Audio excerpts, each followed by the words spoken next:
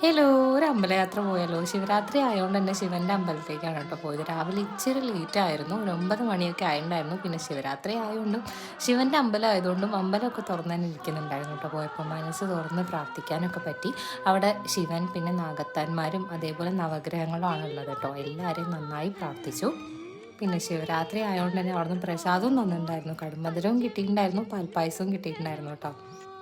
അങ്ങനെ പുറത്തുള്ള ആൽമരത്തിലൊന്നും വീട് ഞങ്ങൾ ഇറങ്ങിയിട്ട് ഞങ്ങളുടെ തൊട്ടടുത്തുള്ള അമ്പലം ആയതുകൊണ്ട് തന്നെ വലിയ തിരക്കൊന്നും ഉണ്ടായിരുന്നില്ല. തിരക്ക് കുറഞ്ഞ അമ്പലങ്ങൾ എനിക്ക് എന്നും പ്രിയപ്പെട്ടാണ്. എനിക്ക് ഈ അമ്പലം എന്ന് പറയുമ്പോൾ തിരക്ക്, ക്യൂ നിൽക്കുക, അവിടുത്തെ ആ ഒരു ചൂട്, സഫിക്കേഷൻസ് അതൊന്നും ഇഷ്ടമല്ല കേട്ടോ. അമ്പലം എന്ന് പറയുമ്പോൾ എപ്പോഴും നല്ല പീസ്ഫുള്ളായി ശാന്തമായി നമുക്ക് നല്ല മനസ്സോടുകൂടെ പോവുക, തൊഴുതുക, വരിക, അവിടുത്തെ ആൽത്തറയിലിരിക്കുക, വിളക്ക് കൊളുത്തുക, അതൊക്കെയാണ് എനിക്ക് എന്നും ഇഷ്ടം. എനിക്ക് തിരക്കുള്ള അമ്പലങ്ങളിൽ പോകാൻ എനിക്കിഷ്ടമില്ല. ആ ആൽത്തറയിലൊക്കെ ഇരിക്കാൻ നല്ല സുഖമായിരുന്നു. കുറച്ച് ഫോട്ടോസും എടുത്ത് ഞങ്ങൾ വന്നു.